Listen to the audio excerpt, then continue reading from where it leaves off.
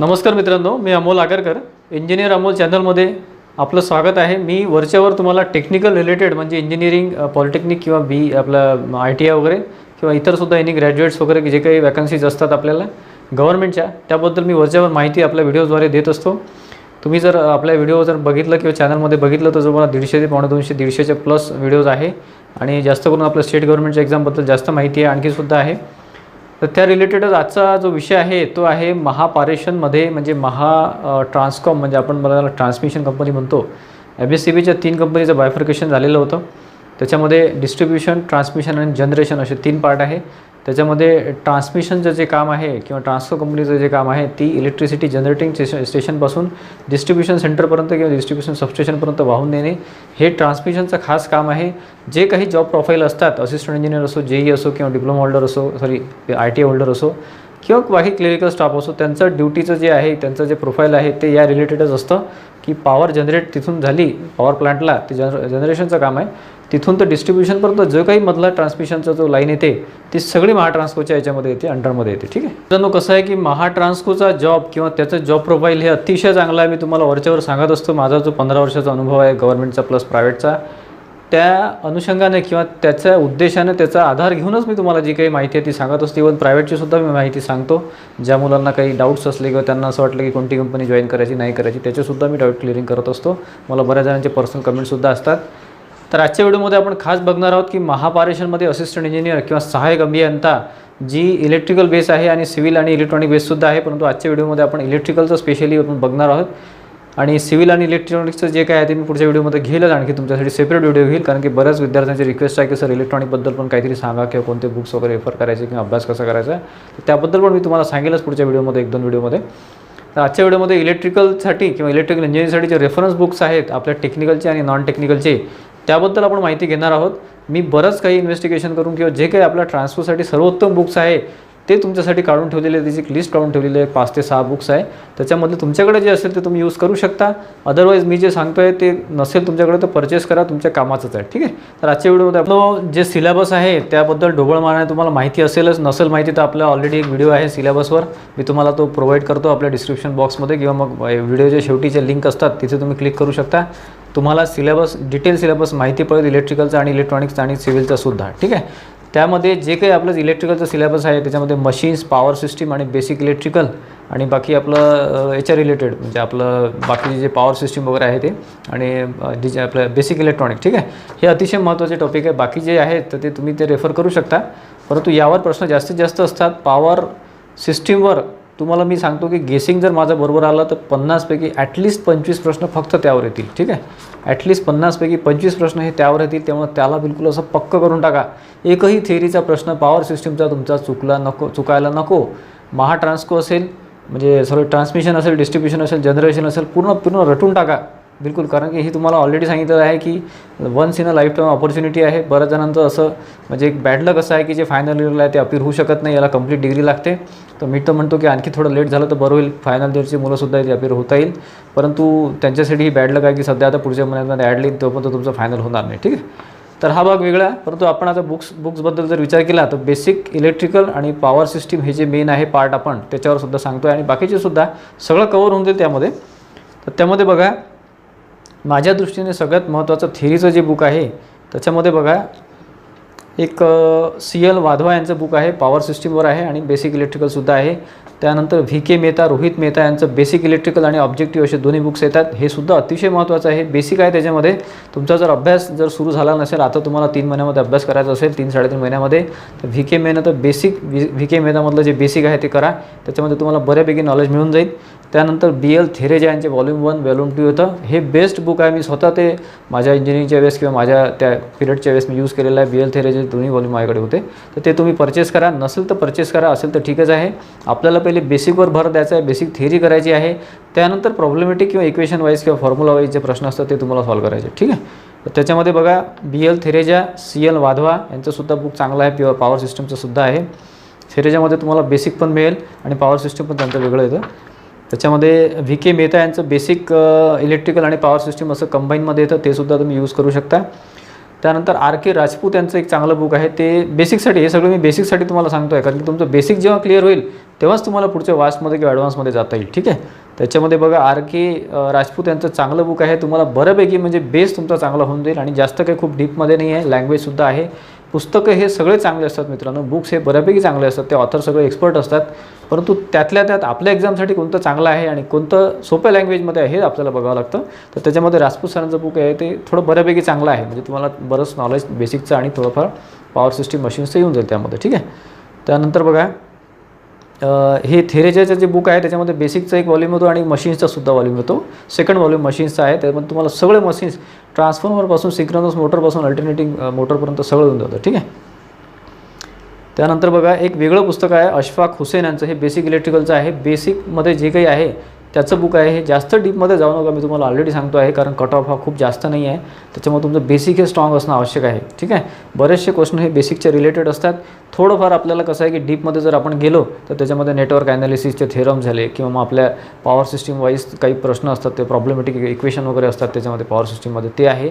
आणि basic electronics आहे आणि पॉवर इलेक्ट्रॉनिक्स आहे. ठीक आहे, तर हे झाले थेरी रिलेटेड. बी L Teresa, C L Wadhwa, बी के मेहता, इव्हन हांडाचं सुद्धा एक बुक येतं, ते सुद्धा चांगलं बुक आहे, असं जाड्यापैकी बुक येतं ते, त्यामधून तुम्ही करू शकता. जर तुमच्याकडे बुक असेल तर, नसेल तर ते परचेस करायची गरज नाही. परचेस जर तुम्हाला करायचं असेल तर बी एल थेरेजा आणि बी के मेहता हे परचेस करा. बी के मेहताचं सुद्धा चांगलं बुक आहे, थेरी प्लस ऑब्जेक्टिव्ह दोन्ही आहे त्याच्यामध्ये. ठीक आहे, त्यानंतर MCQसाठी मी तुम्हाला जास्त बुक सांगणार नाही. मला ऑलरेडी ज्या मित्रांनी किंवा विद्यार्थी मित्रांनी बी होल्डरनी कॉन्टॅक्ट केला आहे त्यांना मी JB Gupta 15,000 plus objective MCQ हे बुक सांगतो. हे बुक तुम्ही एकच करा, मी तुम्हाला अजूनही श्युअरिटी देतो की तुम्ही बाकी काहीच करू नका. ऑब्जेक्टिव्हसाठी बरं, MCQसाठी सांगतो आहे. थेरीसाठी तर कसं आहे की थेरीमध्ये भरपूर बुक्स आहेत, तुमचं बऱ्यापैकी झालं असेल, नसेल झालं तर थोडंफार रिव्हिजन VK मेहतामधून किंवा BL थेरेजामधून करून टाका. त्यानंतर तुम्हाला जर असं वाटत असेल की तुमचा आता बऱ्यापैकी अभ्यास झालेला आहे थेरीचा, आता जास्तीत जास्त प्रश्न सॉल्व करायचे आहे, मी परत तेच रिकमेंड करतो तुम्हाला, रेफरन्स त्याचाच देतो की तुम्ही जास्तीत जास्त MCQ सॉल्व करा. जिथे तुम्हाला मिळेल तसं करा. तुमच्याकडे PDF असतील कुठले किंवा तुमच्याकडे अवेलेबल असेल, काही बुक्स अवेलेबल असेल, मित्रांकडे अवेलेबल असेल, एखादं त्याचं पासआउट झालं असेल किंवा काही हे नसेल तर त्याच्यामधले तुम्ही MCQ बुक रेफर करा. JB गुप्ता यांचं बेस्ट बुक आहे JB गुप्तामध्ये, आणि त्याच्यामध्ये यूथ पब्लिकेशनचं किंवा यूथ कॉम्पिटिशनचं जे आहे सक्सेसचं जे बुक आहे सेंट्रल लेवलचं, रेल्वेसाठी यूज होतो, IASसाठी यूज होतो, त्याचं MCQ सॉल्व करा. इलेक्ट्रिकल इंजिनिअरिंगचं वेगळं सेपरेट बुक होतं, ITIचं वेगळं होतं, पॉलीचं वेगळं होतं आणि इलेक्ट्रिकलचं वेगळं होतं. ठीक आहे, इंजिनिअरिंगचं. ठीक आहे, तर त्याच्यामध्ये JB गुप्ता आणि हे JB गुप्ता तुम्ही एक जरी रेफर केलं परफेक्टली 100% पूर्ण डिवोशननी, तर तुमचे 100% मी सांगतो तुमचं सिलेक्शन हे कन्फर्म आहे. ठीक आहे, फक्त मेरिट थोडा यावेळेस हाय जाऊ शकतो, कारण मुलं खूप दिवसाची वाट बघत आहे, बराच अभ्यास डीपमध्ये झालेला आहे. तर त्या अभ्यासाला म्हणजे कॉम्पिटिशनला तोड देण्यासाठी तुम्हाला हा अभ्यास अतिशय चांगला लागणार आहे. त्याच्यामध्ये थिअरी तुम्ही करा, पण JB गुप्ता सरांचं जे बुक आहे आपलं ऑब्जेक्टिव्हचं ते रेफर करा. 1 to 1 बिलकुल पॉईंट टू पॉईंट रेफर करा, एकही प्रश्न त्यातला सोडू नका. प्लस यूथ कॉम्पिटिशनचं जे मी तुम्हाला सांगितलं इलेक्ट्रिकल इंजिनिअरिंगचं रेफरन्स बुक येतं, त्याच्यामध्ये साधारण मला तर असा अंदाज आहे की 50,000 प्लस क्वेश्चन्स तुम्हाला मिळून जातील. किंवा मग JEE लेवलचं जरी तुम्ही रेफर केलं तरी तुमच्या फायद्याचं आहे. ठीक आहे, JEE लेवलमध्ये 50,000 100% प्रश्न आहे, आम्ही बघितलेले आहे, ते सगळे ॲनालिसिस केलेलं आहे. त्याचा एक प्रश्न असतो, त्याखाली उत्तर असतं आणि उत्तरचं सोल्युशनसुद्धा तिथंच त्यांनी दिलेलं असतं. ठीक आहे, यूथ कॉम्पिटिशनमध्ये. ठीक आहे, तर हे 2 बुक अतिशय आवश्यक आहे आणि म्हणजे MCQसाठी. बाकीचे थेरीसाठी तुम्हाला ऑलरेडी सांगितलेलं आहे. अभ्यास नसेल सुरू केला तर सुरू करा. सगळं माइंडमधला कचरा बाहेर काढा की आता 3 महिन्यात मी काय करू, माझं होईल नाही होईल. जीवाचं रान करा, रात्रंदिवस एक करा, परंतु हे जे एक्झाम आहे ही परत तुम्हाला मिळणार नाही. बाकी कोणत्याही गव्हर्नमेंट जॉबपेक्षा महाट्रान्सकोचा एचा जॉब हा बेस्ट आहे, बेस्ट सॅलरी आहे. तुम्हाला ऑलरेडी माझे भरपूर व्हिडिओज आहे, तुम्ही चॅनलमध्ये सर्च करा, सगळे व्हिडिओज तुम्हाला मिळून जातील. सॅलरी स्केल तुम्हाला 60+ आरामात मिळते. पूर्ण सॅटल तुमचं जर टोटल सॅलरी बघितली तर सगळे अलाउन्सेस धरून बेसिकच त्यांचं 49+ आहे, 49,000 बेसिक आहे, ते 60+ तुमची सॅलरी जाते. ठीक आहे, खूप जास्त बेनिफिट्स आहे मित्रांनो, आणि ट्रान्सकोचा जॉब प्रोफाईलसुद्धा चांगला आहे. ठीक आहे, त्यानंतर बघा APT आणि रिझनिंग म्हणजे ॲप्टिट्यूड आणि रिझनिंगचं जे बुक आहे ते मी तुम्हाला सांगेल की जास्त भारूड जाऊ नका, जास्त याच्यामध्ये जाऊ नका. मराठीमध्ये जर तुम्हाला लागत असेल तर सतीश वसे सरांचं रिझनिंगचं एक मास्टर रिझनिंग आहे आणि मास्टर अंकगणित किंवा मास्टर मॅथ्स आहे, फास्ट मॅथ्स आहे. तर ते रिलेटेड तुम्ही त्याचा अभ्यास करू शकता. तुम्हाला मराठीमध्ये समजून घ्यायसाठी ते अतिशय चांगलं बुक आहे. जर तुम्हाला इंग्लिशमध्ये पाहिजे असेल तर RS अग्रवाल सरांचं अतिशय बेस्ट बुक आहे. IBPS एक्झाम कंडक्ट करत आहे, त्याच्यामुळे तुम्हाला इथे सुद्धा IBPS POच्या लेवलने अभ्यास करायचा किंवा क्लिअरिकल किंवा POच्या लेवलने करायचा. RS अग्रवालचं रिझनिंग आणि ॲप्टिट्यूड हे बुक्स आहे आपल्या याच्यामध्ये, लिंकसुद्धा दिलेली आहे मी, ते तुम्ही चेक करू शकता. अदरवाईज मी काही दिवसामध्ये लिंक टाकेल तुम्हाला. ऑलरेडी कॉम्बोचं जे मी दिलेलं आहे ते बुक शक्यतोवर घेऊ नका. जर घेतलं असेल तर ठीक आहे, परंतु त्याच्यामध्ये रिजनिंगचा पार्ट कमी आलेला आहे. त्याच्यामुळे तुम्हाला सेपरेट बुक घेणं आवश्यक आहे. साधारण 1000 ते 1200च्या रेंजमध्ये दोन्ही बुक्स येऊन जातात ते. परंतु ते बेस्ट बुक आहे. तुम्ही आता जर घेतलं RS अग्रवालचं ॲप्टी रिजनिंग तर तुम्हाला ते पुढच्या प्रत्येक एक्झाममध्ये कामात पडेल. ठीक आहे. तर हे झालं नॉन टेकचं. आणि बाकी जे आहे आपलं मराठी लँग्वेजचं त्याच्यामध्ये तुम्हाला बाळासाहेब शिंदे आणि मोरा वाळंबे यांचं तुम्हाला बुक्स तुम्ही रेफर केलं तर वेल म्हणजे भरपूर आहे, ते जास्त होऊन जाईल, इनफ होऊन जाईल. ते एक बुक रेफर करा, जास्त कचरा करू नका. जास्त बुकमध्ये तुम्ही जाल तर एकाही बुकचं व्यवस्थित होणार नाही. त्यामुळे तुम्हाला जे 2-3 बुक सांगितलेलं आहे, ऑथरचे नावं सांगितलेलं आहे, ते बुक तुम्ही रेफर करा. नसेल तर परचेस करा. अदरवाईज तुम्ही तुमच्याकडे मित्रांकडून वगैरे घेऊ शकता तर तेवढं ॲडजस्टमेंट करा. आणि बाकीचं जे आहे ॲप्टी रिजनिंग तर तुम्हाला RS अग्रवाल सांगितलेलं तर RS अग्रवाल हे बेस्ट बुक आहे. तुम्हाला दुसरं काहीही यूज करायची गरज नाही. त्याच्यामध्ये तुम्हाला बेसिकपासून ॲडव्हान्सपर्यंत सगळं येऊन जातं. ठीक आहे. साधारण 1000-1200 पर्यंत ते दोन्ही पार्टचे बुक येतात, रिजनिंग आणि ॲप्टिट्यूडचे. ठीक आहे. तर आशा करतो मित्रांनो की बऱ्यापैकी तुमच्या लक्षात आलं असेल. राहिली प्रश्न आपल्या ॲडचा वगैरे, तर ॲड आता मे महिन्याच्या कोणत्याही आठवड्यामध्ये ॲड येऊ शकते असिस्टंट इंजिनियरची. त्याची नोटीस ऑलरेडी आलेली आहे मागच्या महिन्याच्या एंडिंगला. तर आता एप्रिल जे झालेलं आहे, मेच्या 2nd वीकपासून तर फायनल किंवा 4थ्या वीकपर्यंत, 2nd, 3rd, 4थ्या वीकमध्ये, 3 वीकमध्ये कुठेतरी ॲड येऊन जाईल. त्याची 100% ॲड येणारच आहे. त्याच्यामुळे जोरानं अभ्यासाला लागा, बिलकुल जोमाने लागा. त्याच्यामध्ये कुठलीच कसर ठेवू नका. काहीच नाही आहे, तुम्हाला फक्त स्टिक राहणे आहे. कोणतीही गोष्टी आपल्याला सवय नसते का, त्याला अभ्यासाची सवय नसेल, बऱ्याच दिवसापासून गॅप पडली असेल, कोणी जॉब होल्डर असेल, जॉब करत असेल, गॅप पडली असेल, काही प्रॉब्लेम नाही. मी सुद्धा फक्त 3 महिन्यामध्ये अभ्यास केलेला होता माझ्या याच्यामध्ये. मी प्रायव्हेटला जॉब करायचो. सकाळी मी 7 ते 11मध्ये फक्त अभ्यास केलेला. 11ला मी माझ्या कंपनीत निघून जायचो. रात्री पुण्याला असताना 7 वाजता मी निघायचो, रात्री 12 वाजता घरी यायचो. परत सकाळी 7ला अभ्यास करायचो. हे तुम्ही करू शकता. पॉसिबल सगळं आहे. फक्त तुमची मनातून इच्छा पाहिजे आणि तीव्र एक तुमचं एक डिझायर पाहिजे की नाही मला हे करायचं आहे. ठीक आहे. तुमचं सिलेक्शन होईल नाही होईल, पण तुमची तयारी ही परफेक्ट होऊन जाईल. आणि तुम्ही कोणत्याही एक्झामला क्रॅक करण्यासाठी तुम्हाला अभ्यास फक्त एकदाच करणे आहे. एकदा अभ्यास व्यवस्थित केला मग पुढे तुम्हाला त्रास होत नाही. मग ती कोणती एक्झाम असो. डिस्ट्रिब्युशनचं जर वॅकन्सी आलं तर त्यासाठी सुद्धा तुम्हाला कामात पडेल. जनरेशनच्या वॅकन्सीसाठी सुद्धा हा अभ्यास कामात पडेल. एप्रिल अर्धा आलेला आहे. मे, जून, जुलै हे जे महिने आहे, 3.5 महिने तुमच्याकडे आहेत सध्या. तर बिलकुल म्हणजे कुठेच कमी पडू नका. जे काही रेफरन्स बुक सांगितले ते परचेस करा. असेल तर ठीक आहे, नसेल तर परचेस करा. पटकन त्याचा अभ्यास सुरू करा. वेळ घालू नका. दिवसाचा टाईम टेबल फिक्स करा. कोणत्या टाईमला कमीत कमी तुम्हाला 8 तास तरी अभ्यास करणं आवश्यक आहे.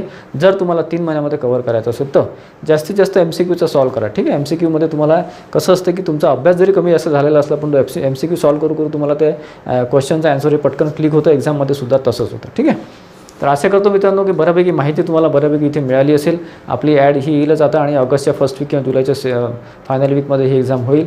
त्या अँगलनी किंवा त्या 90 दिवसाच्या प्लॅननी अभ्यास करा. मी तुम्हाला जास्त दिवस सांगत नाही, कारण की IBPS आहे त्यांचं एकदा ॲड आली की ते पटापट प्रोसिजर कंप्लीट करतात.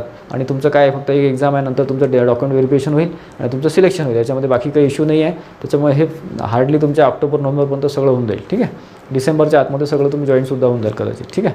तर एक पॉझिटिव्ह एनर्जी ठेवा, पॉझिटिव्ह माइंड ठेवा आणि त्यांनी अभ्यास करा.